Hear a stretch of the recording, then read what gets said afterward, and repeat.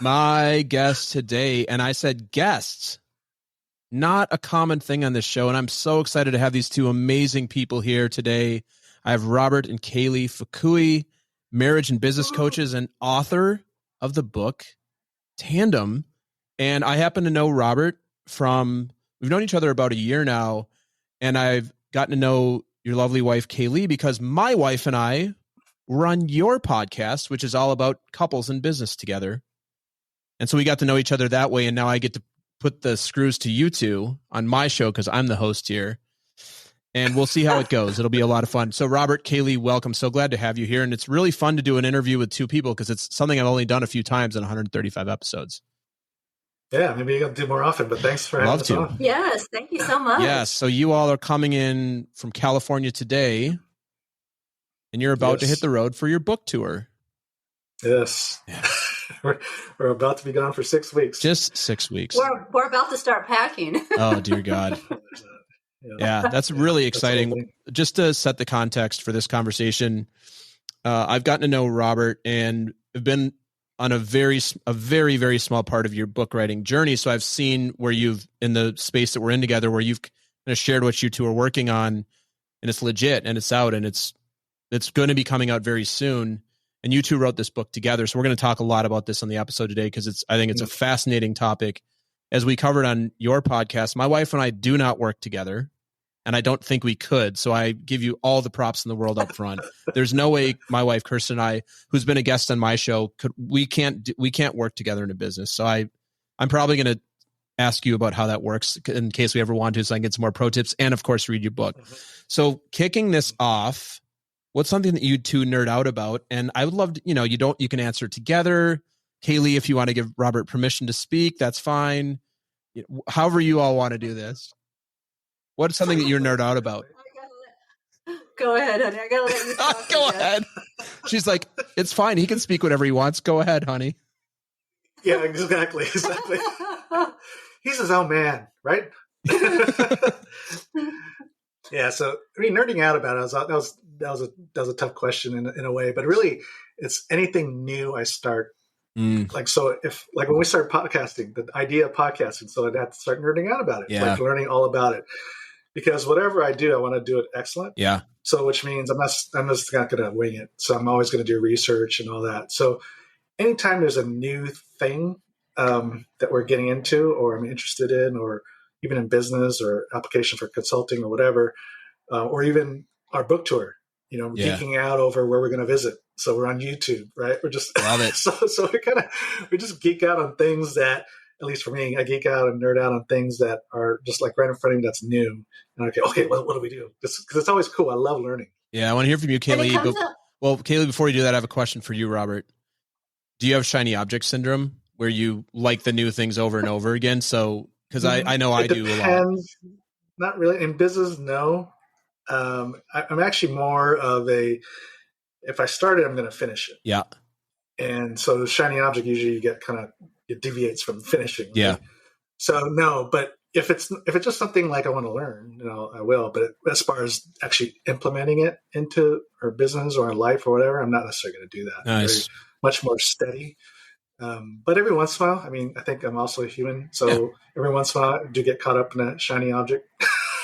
Yep. So it happens. Yeah, that resonates. Kay Lee, what about you? Well, I was going to say, his comes in handy for me because I am so not the researcher at all. That's great. And so she nerds out on me nerding out or something. I said, honey, a project. We have a project that needs research. And he gets all excited. That's great. She nerds out on trying to get me to do something. Oh, yeah. Okay, that makes sense. That's a good thing to nerd out about in a marriage. So mine is like self-development. I have like a whole morning routine I do.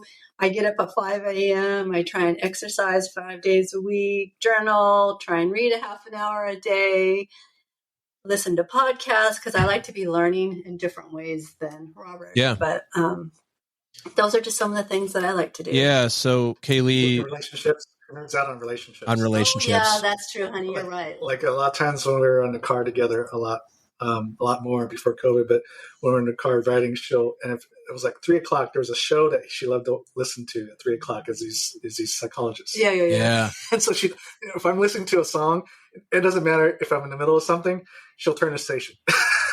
You have a much more understanding marriage. That's a no. I'm a huge music person. Kirsten is not so much. So she's not switching my tunes. Well, she can, but then it's not going to, there's going to be a conversation to be had. So Kay Lee, how soon, if you get out of that rhythm, which I assume happens every now and again, because you are human as well, how soon after you get out of that rhythm do you just feel all out of sorts? It doesn't take long at all, especially like with the journaling. It's really therapeutic for me to get my thoughts out, what's going on in my life, different business ideas, creativity. So I'd say if I go like 2 days without doing it, I can really notice a big difference. Yeah. My mind feels cluttered. I'm not thinking as clear. So. Yeah, it's no surprise that once you get those, that's been my experience too with like well-being stuff, is once you really lock in on what works for you and then you get out of it, it's bad. It's bad news for me too. I have a couple things that like are almost non-negotiables. And if I feel like they're going to be out of sorts, I have the same experience. Very nice. So we have learning and research on one side and routine and personal development on the other. That seems like a really good combination in a business that I'm already learning why this works. I had a feeling I knew how this works. I'm already learning how this works. So now, next question I have for the two of you is, let's talk about something that this can be something together you're comfortable with. It can be, again, separate answers if it's separate, but something that's inside of your comfort zone that is something that other people are outside. And I'm going to take the very in our face one off the table because I don't like to make it too easy. You cannot say working with my spouse. I don't know. I didn't have that. I wasn't going to say that anyway. You're like, no. You're like, that's actually way out of my comfort zone. Let's be very clear. We do it anyway. That's question number 3. Yeah, exactly.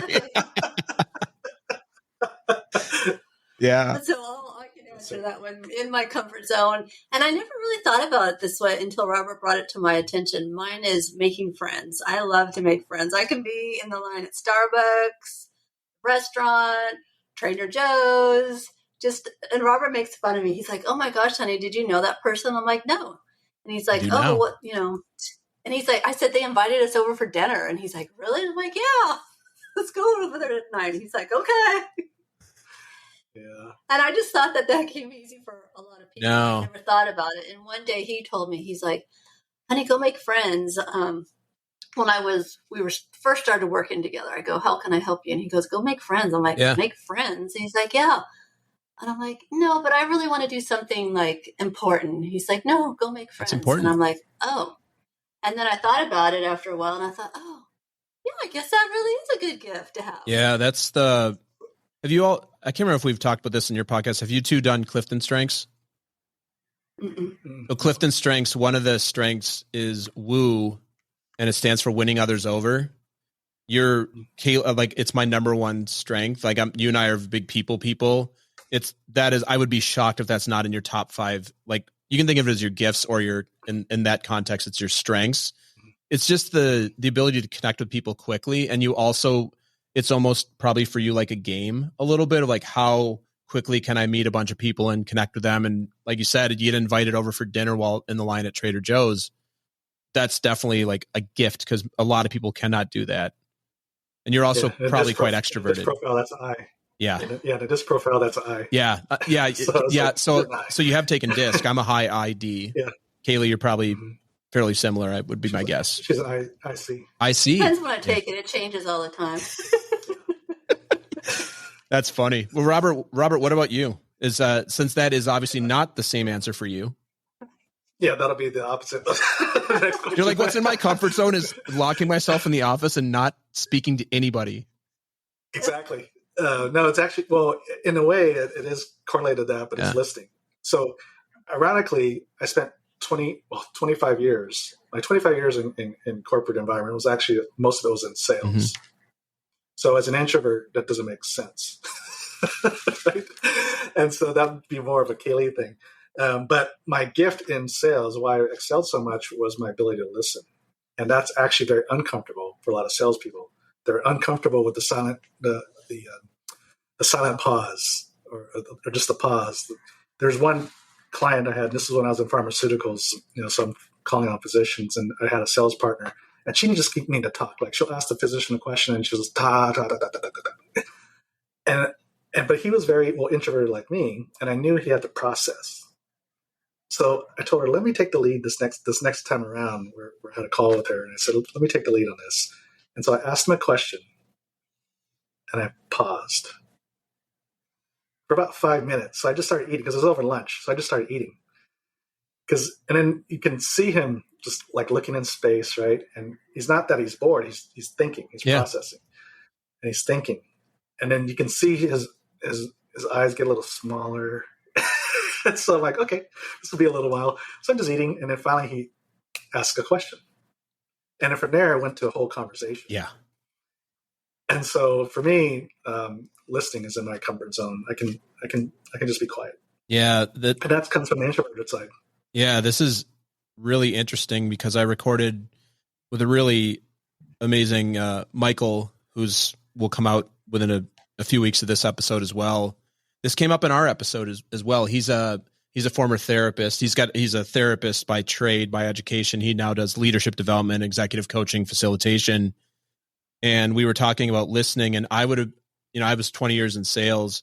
I was a salesperson who was the talker, no surprise, Robert. And through all of my personal development work, have learned how to be quiet, which has been really useful. And I'll just share this story here. I'm a leader at a coach training program, and we have a bunch of new coaches in the Zoom room. And I was facilitating part of the day yesterday. We always do it as a team, but it was my section to run. And I threw out a prompt, and I just sat there like 2 minutes and watched the comment. And on Zoom, it's amazing, right? Some people give you a weird, awkward smile. Some people look down. Some people turn their camera off. Like, people do all sorts of things when they're virtual. And it's funny, turn the camera off. Yeah. That's not obvious. Right. And after 2 minutes, somebody spoke up and we had a really great generative conversation. And I said, these are all amazing people that are training coaches. I said, you all have to understand something. This leader team over here, we're trained to listen and trained to be with silence. We'll sit here all day, which is true. We actually will, because and it was a prompt to like an invited conversation, but it's something that it really had to learn it. Now when I work with salespeople a lot, like, hey, where are you not listening, or what are you listening for? Such a valuable thing. I can imagine for you, that would have been a really powerful thing with serving like the medical profession, especially. Yeah. They want to be heard. Yeah. Very cool. All right, let's flip it, people. And you can't use each other's answers. Outside. You already know my answer. Yeah, exactly. What's outside your comfort zone? You're like meeting new people. Now, like, yeah. So for the two of you, what's outside of your comfort zone? Literally, I have meeting strangers. Yeah, meeting strangers. So I'm uncomfortable. Just like I said, Kay Lee we're in Starbucks. Let's go back to the Starbucks line thing again. I just want to get my latte, order my latte, and get it and go. Right? Yeah. And here's Kay over there talking. So yeah, meeting strangers is uncomfortable. And so obviously I'm a high functioning introvert. So over years of sales, I can do it because I know I'm in a situation where we're networking, like we're at Mike Kim's conference or whatever. Yeah. I could do it, but it's not the go-to. Yeah. It's not the go-to. It's still uncomfortable. Yeah. Yeah. It's like, it's like our friend Molly's the same way. She's very introverted, but also a great speaker, really easy to talk to, loves connecting, but then she needs time to recharge. Yeah. Or like me, I don't know how it is for you, Kay Lee, but I'm like, my recharge is spending time with the two of you. Like it's a fulfilling and fills my cup being with people. And Robert's like, I'm going to go take a nap after this podcast episode. It's funny you say that, because for me, I'm kind of in the middle. I can be very outgoing, but I'm not like that all the time. Like sometimes he'll have like one of his friends that is super gabby. Will just like, you'll go to lunch or dinner, and he would just nonstop talk the whole time. And I'm like, I need my downtime, honey. And the introvert, he's fine with it. He's fine with just sitting there listening for days on and not having anybody ask a question about you or being part of the conversation, where I'm not like that. I need downtime. I'm like, I need a little break. Yeah. Well, before we move to the next question, that's an interesting point. I'm finding as I get older, I'm still just as extroverted, but my tolerance for a terrible conversation has gone down quite a bit, especially the kind you just described where somebody's just talking about themselves. They don't ask you anything and you just sit there and listen. I think it's because what I do for a profession, it's a lot of listening. So I want to be in like a two-way conversation. Yeah. It's very energizing, and one way is really draining for me. Mm-hmm. Especially if they just want advice or something. Like the conversation is like, well, what do you think? Or what would you do? I'm like, you can pay me to talk to me about this, but I'm not just going to do it for you for free. Well, I've had some people do that. Like they're asking for advice, but they just keep talking. Yeah. They never get to the question. And then I'm done. I'm like, oh, well, I got to get going. Good seeing you. So remind me again, what was the question that you had? Because you said you had a question about 30 minutes ago. Did you have a question? What was the question? Yeah, exactly. So it's funny. And I'm like, I won't say anything because I'm like, well, he knows that we're done at whatever time. Yeah. Right? So I just let it go. And if they never get to the question, they never get to the question. So I say, oh, sorry, I got to go. Yeah. And oh, too bad. I love it. Yeah, people. That's what I say, people. So give you 5 minutes to give a speech, and everybody in the world gets to listen to it. I don't know if you two speak together, if you speak separately. Yeah, I said this on another podcast. I said, if everybody in the world was listening to this, I'd be doing it from either Mars or my yacht or something. I would be running my business from I'd actually be like a supervillain in a Bond movie and have some sort of fortress that I do all these things from, but I'm not. It's sitting in my office. So what's, and this can be an answer if you two like to speak together, if you like to speak separately. What's something that what's the message you want to give to all of us, and what would you want us to do at the end of that speech? Like, what's the call to action? Ooh, call to action too. Oh, right. You want to go, honey? No, where'd you go? You start and I'll chime in. Okay. You have permission, Robert. I just want to say you got permission. So you got a little insight to how we work. I like it. Because Kay Lee needs a little time to process. Yeah. Right. And I just because of sales, probably I can think on my feet a little quicker. So you go and then show out in. Great. I love. No, it's great. That's a little. See, it works for us. It works. So, yeah. Know your strengths and your partner's strengths. That's huge. Yeah. So I think the message would be really about stop. You can stop and smell the roses and still succeed in life. And I think there's kind of a nod to what we do consulting married entrepreneurs, but still the work-life balance issue is kind of a global issue in itself, right? And I think it's a lot to do with anyone that's an achiever. So whether you're an athlete or you're, executive or a salesperson or whatever, no matter what you do professionally, I think that tends to take front and center. And we always forget to stop and enjoy life. Yeah. Right. At the moment, even just in the moment. And so my message would really be stop and smell the roses. You can still succeed while you're enjoying the journey. Like even when we were at a restaurant on Friday, went to this new French restaurant we're trying out here in Pasadena, and the waitress comes up and she says, "Oh, you celebrating anything?" So normally they're looking for anniversary or birth dates or something like that, right? And huge so, things. Yeah, so I stopped for a moment. I go, yeah. It's like just being out on a summer evening, trying a new restaurant. I love that. There's a reason to celebrate, right? And then, of course, also what came to mind was, okay, we just completed our book. It's getting ready to get printed. In a few days, we're actually going to be on a 6-week journey around the country. Yeah. And there's a number of other little things that are going on that we're like, hey, you know what? It's time to celebrate. So let's just celebrate this, to celebrate the moment. And it doesn't have to be huge. It doesn't have to be an anniversary or a wedding or a birthday or whatever, but just stopping for the moment and just to think. Because even that question, I thought for a second. Because at first I was going to say no. The knee-jerk reaction was no. But I thought for a moment, and I'm like, oh, there's this, that, and the other thing. Yeah. And then, interesting enough, she never said anything else after that. No. She didn't bring us a cake. She might have brought us a free dessert. She's like, we don't have a policy for people that just say they're celebrating being alive. So if you're looking for a free drink or some free sushi rolls or something, it's not happening. Yeah. Obviously, she was unimpressed by my answer. Or she forgot. That's funny. She's like, darn it, I was hoping you'd say yes and then order a bunch of stuff so I can make a bigger tip. Yeah. Hey, we got a nice bottle of wine. There you go. It costs a pretty penny. Yeah. Yeah, there you go. I would say don't let your past dictate your future. So if you've had a challenging past, like I've had in some ways, don't let that stop you from doing whatever you love or want to do. And that daily take baby steps towards change of a new habit or learning something you've always wanted to do. Yeah. I love that for both of you, because it's like a very easy thing. We have a methodology in one of the companies I do training for. It's called SNAP. It's the end of a speech. Well, it's like end of a speech, end of a meeting. SNAP: simple, now, accountable, personal.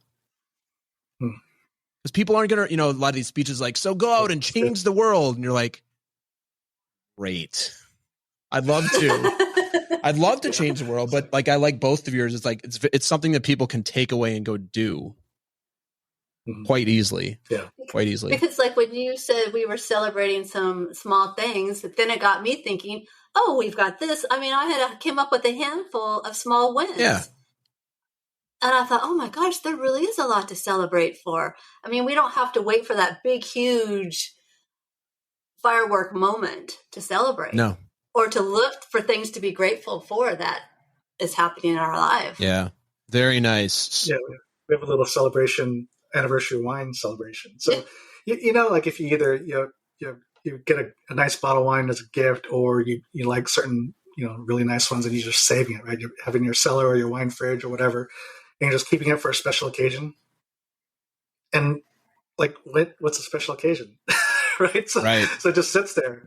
And so we have this thing, we have our anniversary wine routine where, so the first 5 years of our marriage, we would accumulate one bottle a year of a really nice bottle that we liked or we heard about or whatever. On the 6th year, then we open the bottle for our anniversary, and we replace it.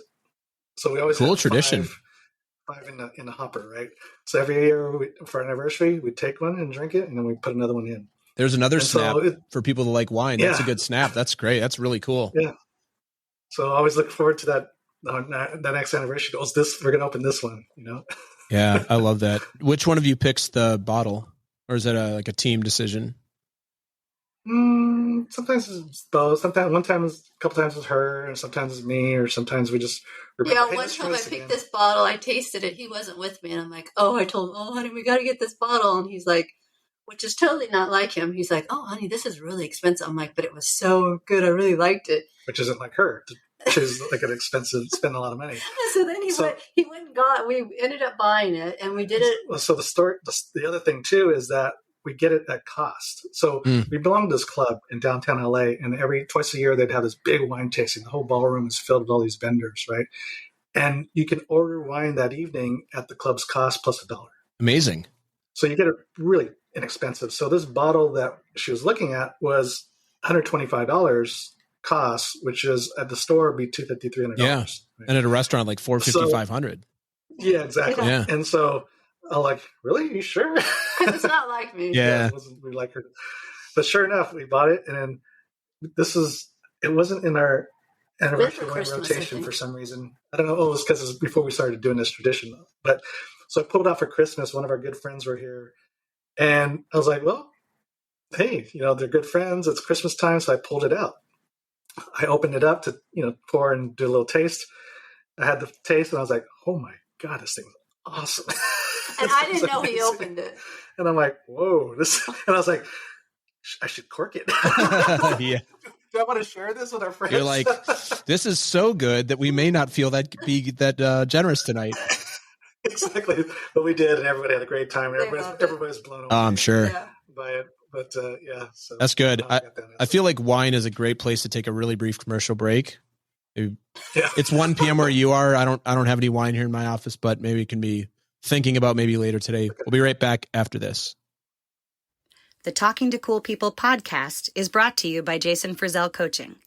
Jason works with amazing people who are looking to find and develop their passion and purpose and create their journey to wherever it is they want to go. Check us out at jasonfrizzell.com, Facebook, or on Instagram. Jason loves hearing from anyone who thinks it would be cool to connect, to be coached, or to be a guest on our show. Email him at podcast@jasonfrizzell.com or DM him on Facebook and Instagram. And now, back to some more amazing conversation on Talking to Cool People. All right, you two. This is what I call my wide open question. And I love this question when I came up with it because I get wildly different responses to how people even think about this question. So what do you want the audience to know about the two of you? The devious laugh from Robert is like, this is going to be juicy. Yeah. That was just a tough question. It's like, what do I want people to know about me? Robert's over there going, do you want to sell your... nothing at all. Nothing. I don't want people to want to sell myself or what, but it's interesting. I'm kind of a combination. I crave stability, but yet I'm highly adaptable. I can adapt to change quick. And so I think it's because growing up, so I was born in Hawaii, and then at 9 years old, we moved to San Jose, California, and that's pretty much where I grew up in the Bay Area. But we had moved from birth till the time I was, I think, 15 or 16. We had moved about 12 to 14 times. Do you have a military family or something, or what? No. Yeah. No. So, wow. Part of it in Hawaii. So my dad was a pastor. Oh, okay. For denomination. So he would go island hop every two, 3 years or whatever. Then when we got to San Jose, my dad didn't have a job yet or pastor a church yet or anything like that. So we were staying with families. And so we were kind of couch surfing for a little bit. So we moved like 3-4 times or 5 times the first year or two, whatever. So anyways, I just, you kind of got used to, we just got forced to adapt. Yeah. New schools and all that kind of stuff, right? New place, new friends, new schools. So I hated it. I hated moving, but, I had to deal with it. Yeah. I didn't have a choice. And so since I moved out of my parents' home, when I got my first job with the Pharmaceutical company, I moved from San Jose to Monterey. And then from Monterey 20 years ago down here to Pasadena and haven't moved since. So since I left home, I've only moved twice. That's not surprising at all. Twice. So I crave stability. Yeah.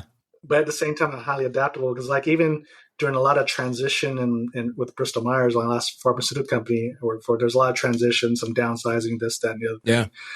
And I was always the stable one in the district. In fact, a lot of times our district manager would confide in me.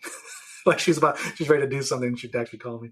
So I was looked at as the stable one in the, but also one that could really adapt. That's a superpower as a salesperson. Because you get a lot of time, you get the lone wolf, adaptable as heck, but also like doesn't want to be managed, or you have the stable, we need the process, we need the routine, we need this thing, but they're not very adaptable. At least that was my experience in my sales career. Yeah, exactly. So kind of like a unicorn in that area. And a lot of it is just that experience of having to travel a lot and just being forced to adapt. So needless to say, I can't get him to move now. No, we've been talking about moving. That's not true. He's lived in the same place. How many years? 20 years, 21 years. And he told me when we got married, I don't like to move a lot. And I think we have to have a good reason. But now, we've been talking about moving to the East Coast. So nice. That is on the table about moving. Well, some people on the East Coast. Yes, I did know a lot of people. You are very adaptable, and sometimes that's been challenging for me because, like, we'll come up with a plan, a vision, and we'll say, okay, we're going to go this direction, and then I like to just settle in, and then you come back and say, "Oh, honey, we need to move over," and I'm like, and get in a different lane, and I'm like, "But no, this is what we agreed on," and he's like, "No, you need to move over," and I'm like, "But I want to stay here." And he's like, "Please get over." Yeah. And I'm like, which is ironic. Okay. Which is ironic because she's the spontaneous one. Right. Which I've gotten a lot better over the years, but before it used to like really drive me nuts because he's the visionary. So he would see like, okay, this isn't working out. We need to like make some changes. Yeah. Interesting. Well, Kay Lee, what about you? What else do you think we should all know about you? Yeah. What should we know about you, honey? I'd say I'm the overcomer and that I'm not okay with status quo. Mm-hmm. And when we were, I don't even know if we were dating in our relationship. We were seeing each other for like a month. We weren't even seeing each other. We had 4 dates. Okay. Wait, hold on a minute. Is that not considered dating when you see somebody 4 times? Well, we had gone on 4 dates. Yeah. But there was no verbal commitment, right? There was no verbal contract signed. It was still, you were both free agents. I get it. Okay. Exactly. Yeah, I get it. You're like, we're testing the waters. We'll see. I don't know. Maybe not. I get it. I like the adaptability here. Yeah. And I thought, oh my gosh, this guy's, he seems like he has a really big heart. And I wanted to get to know you better, but I didn't want to get too far involved and then think like, oh my gosh, I made a really bad decision. And so I had said to him, I think you should go to counseling. And that let that sit in for a second. Hold on a minute. You said Tim, by the fourth date? Fourth date. That's why I brought up the fourth date issue. Wait, hold on. Exactly. I think you should go to counseling. Yeah. So the backstory is, you want me to tell it? Go ahead. The backstory is Robert was married before me to, he met her at church camp to grade school. 12-year-old, yeah. Sweetheart. You met her at 12. You'd known each other since you were 12. Wow. They would see each other once a year at camp. Yeah. I had a girlfriend like that in junior high. Once a year at youth group camp. Yeah. So he ended up marrying her. And how long were you guys married? 5 years. 5 years. And one day, a week before Christmas, she was driving to work. And it was raining. And she spun out on the freeway here, 210. And she passed away. And so when Robert and I were on fourth date, I guess I would say, because we weren't seeing each other, as you would say, I wanted to make sure he had room in his heart for me because I knew he would always love her, and I was okay with that.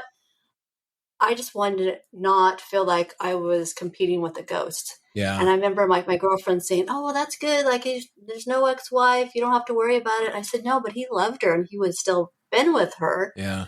And so I just want to make sure he's in a place where he has room for me. Yeah. At first, the way you said it, I was like, oh, you're basically calling this person's got a bunch of stuff. And then the end of that story is like, this makes perfect sense. Yeah. This makes perfect sense. I always have to, but when she brought it up, I'm thinking, are we even a thing? That's why I said, are we really dating? I mean, there's no commitment, right? It's just 4 dates in. So I'm like, what? And I don't want to see if he's going to stick around. The serious thing I hear in that, I don't know if this is what you were thinking, Kay Lee, when you said is like, we both need to protect our hearts here. Yeah. Right. Like there's a broken heart from a loss, and there's also that isn't going to be a thing again. And like you said, competing with that as a new potential partner, that's a lot. That'd be a lot to, but obviously we're sitting here recording a podcast today. So Robert, the question I have for you before we move on to the next section here, did you go see a counselor? I did, and it turned into 2 years of relationship counseling. Yeah, of course it did. So I turned the tables on her because. Here we go. So I'll give you the shorter version, but I ended up seeing a counselor on my own. I found somebody through my insurance network. She didn't like, one time, and the counselor said, the therapist said, "Oh yeah, I think you've grieved properly." So I tell Kaylee this, right? What the therapist said, and Kaylee's like, "Nope, you got to go see my counselor." And I'm like, I just went to one. I'm like, what does this lady want? How many do I need to go to until I get a diagnosis, or you get a diagnosis that you want to hear? Pretty much. So I ended up seeing her counselor, which is in Ventura. I lived in Pasadena. It's an hour away on a good day without traffic. And so I would time it so it was at the end of the day. So it was at the end of my sales day, and it happened. Ventura was part of my sales territory, so I just kind of worked a schedule where I could be in that area on my day of therapy, and then just be at the end of the day, and then I go pick her up for dinner afterwards. And every time after my session, or the first 2 times, she'd ask, "Oh, so how'd it go? What'd you say? What'd you guys talk about?" And I'm thinking, I just went through an hour of therapy. I don't want to relive this thing by regurgitating it, right? And so I just give her some a couple of answers. But so then I said, why don't you just come with me? And then you can get your questions answered real time from the therapists themselves. And we don't have to play this telephone thing, this tag thing, like me as the broker, as the go-between, right? Yeah. So at first she's like, "No, this is your time. It's your session. It's your time. It's your time. It's your session. As long as you tell me exactly what happened, your time and your session." Exactly. As long as you relive it Exactly. So I'm like, oh, jeez. So I would just. So finally, I think the second time, or third time, she finally said, "Okay, I'll go with you." And so from there, it was not just, everything focused on me, but then it became about us, about a relationship. Yeah. But in a dating relationship, it was not a marriage. It was just couples counseling, but dating. Yeah. It was couples counseling, but we hadn't been married. We weren't engaged yet. Yeah. We weren't even really, verbally, exclusive, back in the day. But it was relationship counseling, communication, conflict resolution 101. And so, it'll make sense based on, what we do now. Yeah. Will start to make sense, right? That we went to, it almost felt like we got a master's degree because it was 2 years. That's a lot. Yeah. It was 2 years, right? And we were going every other week. By the time we got engaged, and we started going there weekly. And so we went through a lot of sessions. Well, you also received a lot of tools on how to work with each other, which most couples don't, that I know, don't get the tools before they're married. They have to go get the tools after it hasn't always gone. Not that counseling is bad, but generally it happens when people are like, oh, this isn't going well. You actually set the foundation. Yeah, before things went bad. We didn't have, or at least I didn't have a role model growing up of how to resolve conflict at all. I mean, we would just walk out on each other, hang up on the phone, get in the car, drive away as fast as you can, or just run away, avoid each other. Just quit on each other. Yeah, which is walk out on each other. Yeah. So we handled, it was not just having a mediator there, but she taught us some tools, and we got to use it real time with a coach, basically. Yeah. That's what we had. And all the tough issues that couples go through those first few years, or sometimes they still go through it 10, 20 years later, in-laws, finance, toilet paper, grow over or under, all those issues that couples go through, especially those first few years, and stumble through it, we dealt with a counselor. And so by the time we got married, that first year goes by and we're like, that was kind of easy. Because we'd always worked all those tough issues. I mean, in-law stuff, right? Yeah. Holidays. Amazing.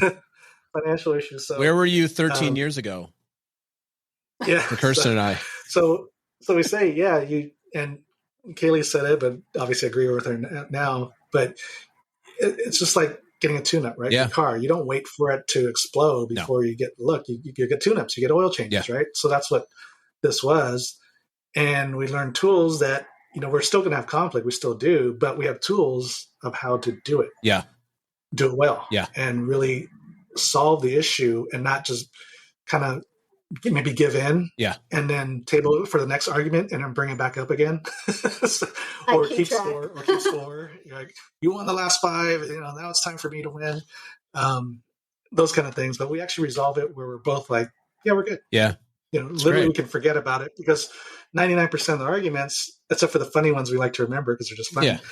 But we don't know. I mean, sometimes, we want to bring an example with our clients, some argument we had, but I'm like, I just can't. And we've had them, but I'm like, it's not important. Yeah. Because it wasn't actually important. Yeah. Yeah. So the ones we do bring up are some of the funny ones that just, this was a stupid argument we had that just funny. Yeah. Before we go to the next part, where for the second time you're going to ask me a question, since I was on your podcast, I want to just do an improv question. I've never asked anybody, but I've also never had anybody on who does what you two do together and are married. Super cool. And this is, you don't know this is coming, so I'm really curious what comes here. Ooh, on the spot. But what's the Kay Lee, go first. Yeah, Kay Lee, go. Yeah, exactly. Kay Lee, no, whatever you all want to do. What's the hill that each of you is willing to die on in your marriage? Do you know what I mean by that? Ooh. Yeah. Yeah. Like, what are you willing to either fall on your sword over, or just something about with the marriage? Yeah. I was talking to my therapist about that. When I'm really not in a good place, I'm willing to die on the hill to be right. Meaning, like, this is the place that I'm going to cause a whole bunch of damage. It's not going to be good for our marriage. But again, like this is more of like a survival place, is I'm willing to die on that hill. And I know where I got this from. It shall remain nameless where I learned this from. You'd probably take some guesses as to that. But for me, it's like being right. Like, I'm willing to like hurt and say things that aren't true to prove that I'm right just in that moment. So for me, that's the hill I'm willing to die on. Okay. So you're talking about from a negative standpoint. Like, yeah, not the thing you're willing to like stand for. The thing, like everybody in a marriage has a thing they're willing to die on the hill for. in my opinion. Everybody in any human relationship, businesses too. Yeah. Business owners, there's something they're willing to die on the hill for that isn't good for their business usually. Yeah. As I'm sure you know. So anything really quickly, anything come to mind for either of you? Yeah, mine's similar to yours, having to be right. Yeah. So very competitive, you know, 3-sport athlete, letter athlete. My dad, I blame my dad because, and we learned it from usually one of our parents. Yes. And so my dad was, not that he always had to be right. It was just that the only time we had a father and son talk is when I did something wrong. And so then naturally, the only time I talk to him is I did something wrong and whatever. So I always want to be right so that I don't have to talk to him. Right. Yeah. So the perfectionist side of me comes out because of that. Yeah, that makes a ton of sense. So, you know, being competitive just in sports and that, you know, the upbringing and all that. And I'm just the way I'm wired, DISC profile, CS, so which means, you know, I'm analytical, perfectionist, yada yada yada, which I guess and want to be liked and like people. Yeah, that's good. Yeah, I'm a people pleaser. Yeah. So therefore, that was one of the challenging parts, you know, in relationship with Kay Lee and I, was having to give up my will to be right. Yeah. So because I'm going to die on the hill to be right. You probably did die on that hill a few times. Well, you didn't quite die because you're still here. Yeah, but I died 1,000 deaths. Yeah, you were bloody. You were bloody for sure. Yeah, and it was finally, you know, that when I finally understood what empathy meant. Yeah. Right. As guys, being empathetic to your wife or anyone that's, you know, sharing their feelings is challenging when you just want to solve the problem. Especially sounds like that wasn't modeled for you from your father at all. Right. Yeah. Right. Exactly. Yeah. So dying on the hill, having to be right. Yeah. And I'm, you know, I have facts, figures, and all that to back everything up. So which works so well when people are heated. Let me give you the statistics on why I'm right. That okay. Let me get out my calculator. Yeah, right. There's a thing we say in our coach training program. The least valuable thing when people have high emotions are logistics and statistics. Like it just doesn't. Facts don't work. But let me tell you why I'm right. Let me pull up this latest survey or study, and like I don't care. Algorithm too. And I have an algorithm. If you say no, then we go here. Let me get out my spreadsheet and show it to you. You know what I mean? My marriage. I have a new lead magnet for you. You know, Robert knows this. I do brand strategy work for personal brands. Here's your new lead magnet. It's the married couples flow chart. So as it starts to get heated, before you go to the next thing, you have to say like, well, where are we in this? Okay, so you just said no. So then we're going to, ideal. So good. You know what? I'm going to create that for guys. For guys. Really brilliant. That's a really brilliant idea. You can't allow any women to see it because it'll be, are you arguing with your wife and does she think she's right? If the answer is yes, just stop. That's it. That's the flow chart. Kay Lee, am I wrong about that? Let's I got two guys here. They're going to gang up on me. And we both want to be right about this, so it's great. Yeah, exactly. Am I right? Yeah. Am I right? Yeah, exactly. I'm right. Okay. Well, Kay Lee, what's the thing that you'll go to the mat for? Mine's defensive. I was raised kind of like similar somewhat to Robert. I had a very critical, judgmental upbringing. And sometimes he'll say something or someone else will say something and I just kind of take it the wrong way or I get a little like, what do you mean? Telling me to take it easy, calm down. Yeah. You know what I mean? She reacts. Yeah. And then my family, I saw them over the weekend. Oh my gosh, they're all reacting one after another. It's like, I need to get out of here. It was one of those things like, you know, when you're the fly on the wall and you hear what they're reacting to, I'm like, that's not what he meant. Yeah. I think I might ask for a clarifying question. Yeah. I was like, what are you upset about? It was hilarious. I mean, fireworks going off everywhere. Yeah. It was just like, I mean, before they're even finished what they're saying, the other person's reacting. You know, it's just like, wow. It's also so good. That's so good for both of you because my guess is, Kay Lee, in your family, not everybody has a focus on personal development and what's the next thing and improving themselves in probably that specific way. And then you have Robert, who's a great listener. That must be, for you, Robert, must be kind of entertaining. I look like a sleeper. On our drive home, she's like, honey, I love you. Exactly. That's so true. I said, because I'm watching my whole family dynamic just explode in front of me and I get in the car and I'm like, oh Lord, I'm so thankful for my husband. You're like, the bar was low. You're like, peaceful peaceful, calm, steady Eddie. Oh, Yeah, I I like look that. good. that's so good. So whenever I want to look good as a husband, I go, hey, honey, let's go see your family. Yeah. Oh yeah, good. Get me triggered. There's the pro tip. There's the pro tip we've been waiting for. Yeah, there you go. Exactly. That's great. Honey, let's go see your family. That's so good. Yeah, Kay Lee, the bottom line, what I heard in there, and this is my own interpretation, is the thing you might be willing to die on is the idea that you're not understood or something. That like you're not understood, or people are out to be critical to you even when they're not. And again, we're usually talking, the thing you die on is when you're not in a good place. Like, oh, like they don't understand me. They're trying to harp on me. They're trying to be critical to me, when like you said, sometimes that's probably not what people mean by it, but it's like you're assuming their intention. Yeah. Right. Powerful. Yeah, pretty much. All right, you two. Those are the things we have to work through. Yeah, exactly. All right. What do you got? So we'll keep this brief. I'm going to keep this very brief, which is a challenge for me. What do you want to ask me that I can answer for you two and for everybody listening? All right. You got a question, Henry? Yeah. So what is somebody that you've been dying to have on your podcast that you have not yet? That is such an unfair question, because I've got a list of celebrities that I can, well, I believe in possibility, so it's possible. Do you want a celebrity, or do you want somebody who's like would actually just say yes to the podcast? No, someone you really want to. Someone big that you really want. Larry David. There you go. There you Done. go. I'm a Larry David super fan. His style of humor is so my style of humor. I would love to have Larry David on my podcast. Also, I don't know that Larry David does podcasts. That doesn't seem like a Larry David style of thing to do, which would make it even more useful. Yeah. Larry David, if somebody said I could get you anybody in the world on your show, I'd want to have Larry David on this show. I think these questions too, like what's something that's outside your comfort zone, would be, I don't know if either of you are Curb fans, or Seinfeld fans, but I just think it would be brilliant. It'd be a brilliant conversation. Oh yeah. What do you want the audience to know about you? Nothing. You don't need to know anything about me. You know everything about me. So, by the way, if either of you know Larry or know somebody who knows Larry, you are out there in LA. Please. Not top man, but we'll throw something out there. I'm sure he has nothing better to do than to be on my podcast. Yeah. Oh, good. Nobody's ever asked me that, Kay Lee. I love that. Oh, good. Yeah.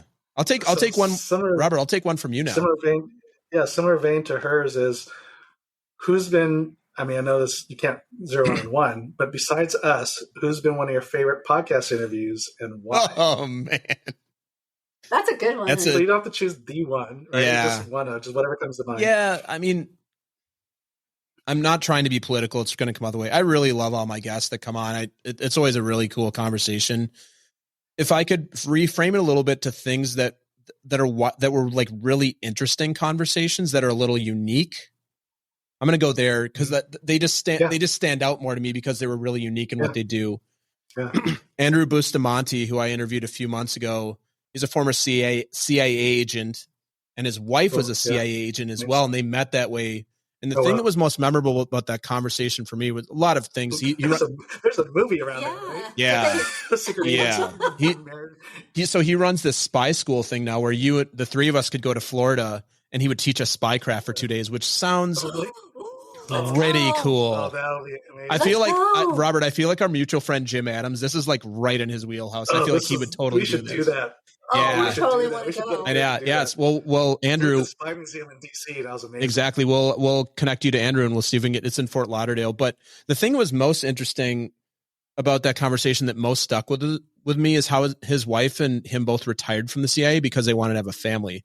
And what he basically said, you cannot. And he was a spy. He was an overseas spy. He was in the Middle East and Russia.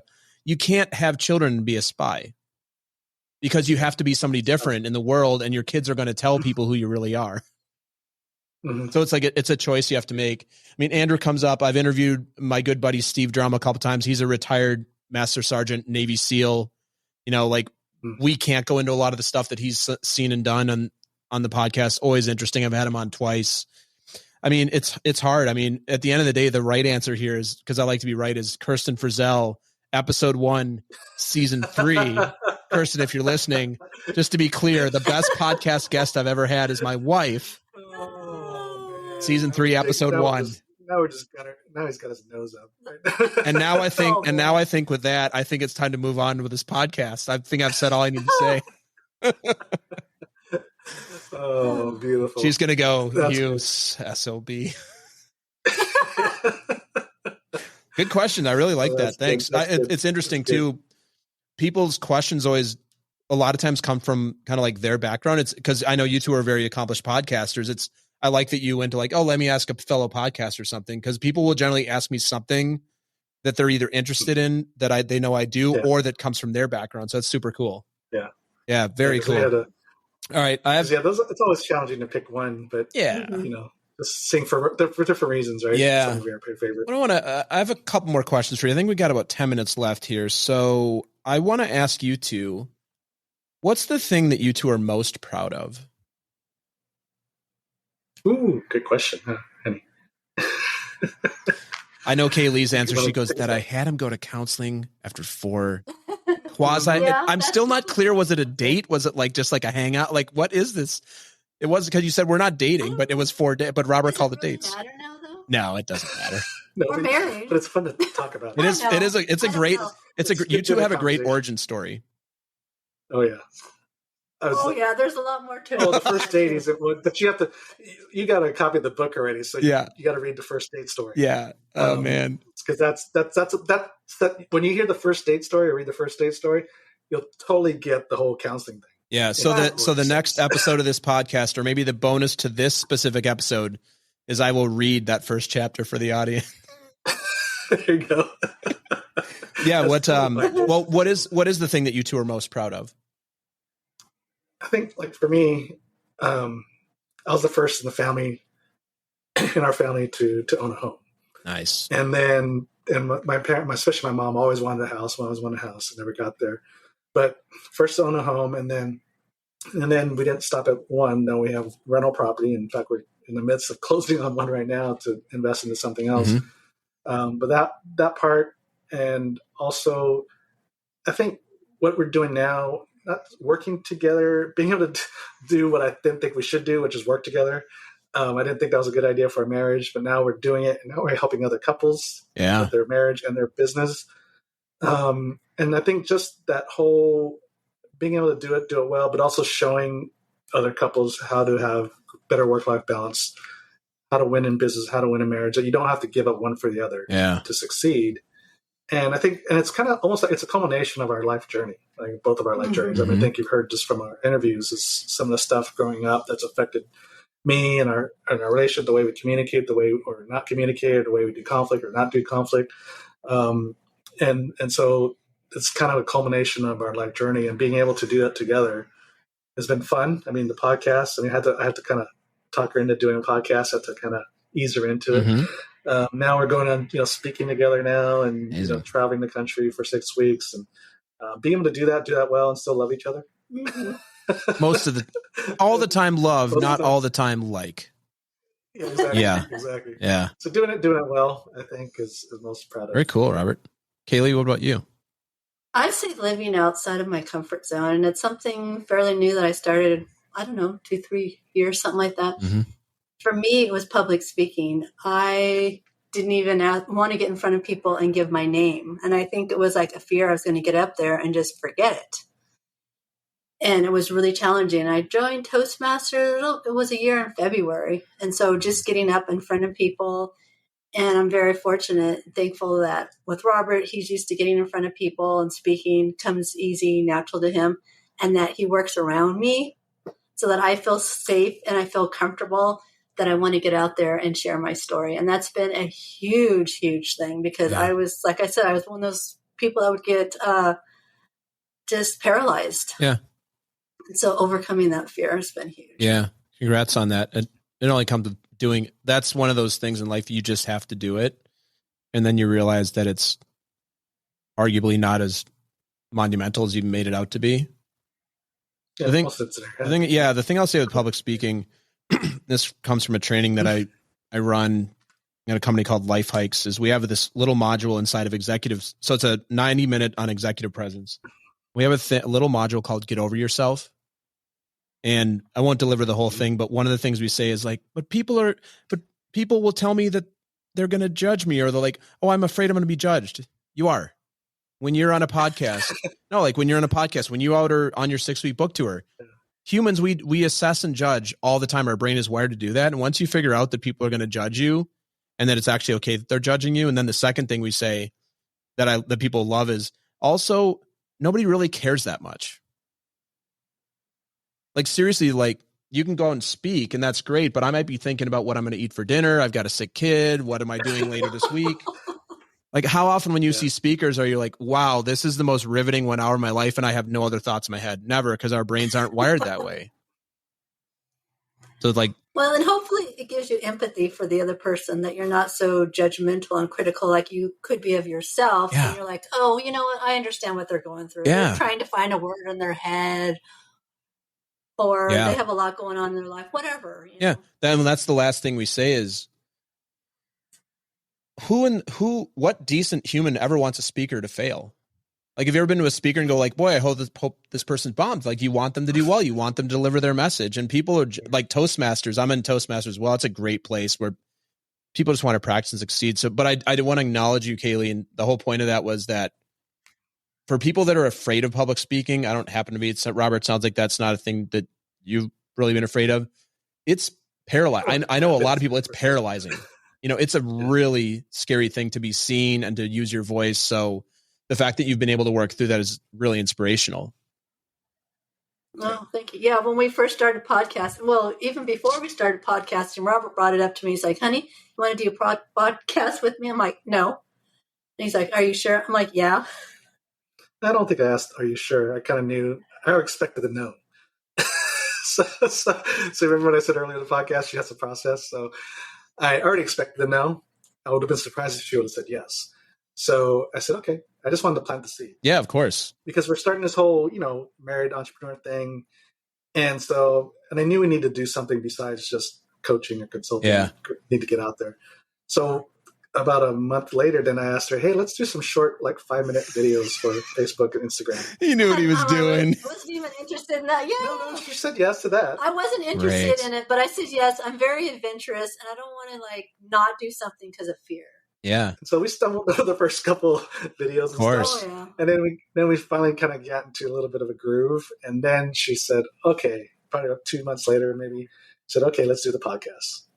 So, I love it. And you got to say, hey, the other thing, Kay Lee, is you're going to meet a lot of new people, and some of them might become your friends. And he already said that. Don't even take his side. That's exactly what it is, because that's what she loves. She loves asking questions of other people and meeting interesting people. So that's why I was like, podcasting, this is right down your wheelhouse. What a salesperson. What a sales guy. What a sales guy. And here we are in a podcast. It worked. It worked. We met some interesting people. We met Jason and Kirsten. Yeah. We had some the best episode you've ever had as well, I'm sure. Best episode ever. When you're on a podcast, But yeah, we've met so many fun people. And yeah, absolutely. That's awesome. And I've had fun doing it. Yeah, well, let's wrap up today. Let's talk about the book. Let's talk about the tour. Where are y'all going to be? Tell us a little bit about the book and anything else you think the audience should know about the two of you, the business that you run, and the book and everything else. Anything you want to share here? That's a big question. Well, I guess if we just talk about the book, that'll kind of talk about what we do and everything else. Yeah. But yeah, the name of the book is Tandem. Subtitle is The Married Entrepreneur's Guide for Greater Work-Life Balance. I love that you have guide in the title. I love that. I just like that. It's I really like that. Yeah. Did you hear that, honey? All right, Mr. Right. You have me do right. Because she's like, I'm a guide. I don't think that's good and all that. And so, anyways, I think, as the title suggests, work-life balance. That's the almost like, is it a unicorn? Does it even exist kind of thing? Yeah. How do you do work and marriage well? And so that's what we do. So half of the book is really dedicated towards relationship, communication, conflict resolution, setting vision as a couple and all that. Second half of the book is how do you do the business better? How do you work smarter, not harder, just to be cliche, but it describes it. How do you just create greater output without putting more input, right? Yeah. Typical business owner, the way they're going to grow the business or make it more successful is to put more time in, right? Whereas how do you take a step back and see how you can accomplish more without having to put more time in? In fact, maybe how do you get more time back while you're growing or scaling? Amazing. So that's a challenge for most small business owners that I saw early on in consulting. So, and hence the lack of work-life balance, because the business is everything. Yeah. Right. Mm-hmm. Yeah. Anything to add? No, and I'm an entrepreneur, third generation. My families grew up in a small business, and it's just, we have a heart for small businesses because so many don't make it, and it's so sad. Stats and I are feel bad. like they are the bread and butter of our communities. Like if you go around the baseball fields or the soccer fields, if you look on the back of the jerseys, it's not the big box that are sponsoring these teams. It's all the local communities. Yep. And so businesses, yes. And so we need them. Yeah. I was just interviewed on a podcast earlier from a guy in Romania or something. But anyways, a similar question came up about the question was about the challenges of working, having a marriage and having a business. And I say, think about this, that the statistic is 50% of marriages fail. And in 10 years, 80% of businesses fail. So you got two stresses. Individually, it's stressful enough. Yeah. You put them together, and how much more stress is going to add to your marriage? And how do you do that, right? And so it's there's nothing out there. When we started venturing down this path about helping married entrepreneurs do it better, I was researching, right? Yes. Research. So I was like, what's out there that maybe we can emulate or learn from? There's nothing. And it's still to this day, there really is very little out there that helps the married entrepreneur do good at both sides. Yeah. Anything that's helping entrepreneur couples, it's really relationship based, which is important. But you still got to help the business. Yeah, of course. Yeah, if the business isn't profitable, then that's scary. They go hand in hand. Yeah, it's really scary. So our focus and our goal when we're helping the business is how to be more scalable and profitable, but so that you can give more time back and invest more time back with family. Right? Beautiful. We want your business to succeed, but at the same time, we want to make sure that you're investing that additional time back in your family, not backfilling that extra time with more work. Yeah. Because that's kind of a go-to. It's very easy for us to do, and I was just as guilty as anybody else. Sure. That you can backfill time with other busy work. Oh yeah. Right. Yeah, I'm very guilty of that. And so that's the basis of the book. Nice. And the tandembook.com, it's available. Go to our site and you can purchase it the way you want. And where's some of the stops you're going to be on during your book tour? And we are going to go through, these are just the stops that we're actually going to be speaking at. Mm-hmm. But there's also other places. So we're actually loading the car with the dog in tow and driving the country. Amazing. So we're going to start Redding, California. We're going to get to Montana, South Dakota, Ohio, DC, Charlotte, North Carolina, Atlanta, Georgia, somewhere in Alabama, Houston and Austin, Texas, Salt Lake, and then back home. But in the midst of that, we're also going to stop like in the Grand Tetons to have fun. Yeah, that's on my bucket list. Yeah, Chicago for deep dish or hot dog, Chicago dog or whatever, and get up to maybe see the Amish country, Chesapeake Bay, just seeing country, New Orleans, just seeing country along the way. So we have a full route that's a combination of we're trying to live out our book. I was going to say this is like the perfect example of how you can make it all work. Yeah, as we're promoting the book, we're trying to get business done, but at the same time, let's have fun. Yeah. Wow. Right? Congratulations. We'll put a link to all this in the show notes. Robert, Kay Lee, thank you so much for being on. Glad we could make this happen. Tradition on the show. Leave us with words of wisdom that fit on an Instagram. And Kay Lee, does Robert have permission to participate in this, or is it something you'd like to give us only? You were born to do great things. So go do it. I think that's a no, Robert. I think that's it. I guess she didn't answer your question. She didn't. She ignored my my rightness. Exactly. That was just. Am I allowed? Born to do great things. Yeah. So go do it. I love that. Go ahead, honey. You can't achieve what you don't define. Mm. So, kind of a nod to anything really, but work-life balance. It's hard to achieve it because people don't define it. They don't know how to define it. Mm-hmm. So you got to define it first. What works for you and your spouse. So you can't achieve what you don't define. But that goes for anything. Yeah. Right. If you really want to succeed at something, you got to really define what that success looks like. Right. Yeah. That's great. Well, I wish the very best of success to the two of you on the book. Thank you. The trip. Thank you. Have some deep dish. Enjoy the East Coast, enjoy the West Coast, enjoy the Grand Tetons, have fun with the dog. And again, so good to have you on. We'll have to have you come back on here with a report on how the trip was, and we'll see if you're like, I know if Kirsten, I know if Kirsten and I went on a 6-week trip by just the two of us, it would get dicey at times. I think that much time in a car together, that would be dicey, but of anybody I know, I think you two can handle that. So congratulations on everything. We'll have you back on, and we'll get a report on how it went. Sounds good. Thanks, you too. Are we still married? We're still married. All right, take care. Thanks, Jason. Bye-bye. Thanks for listening to another episode of Talking to Cool People with Jason Frizzell.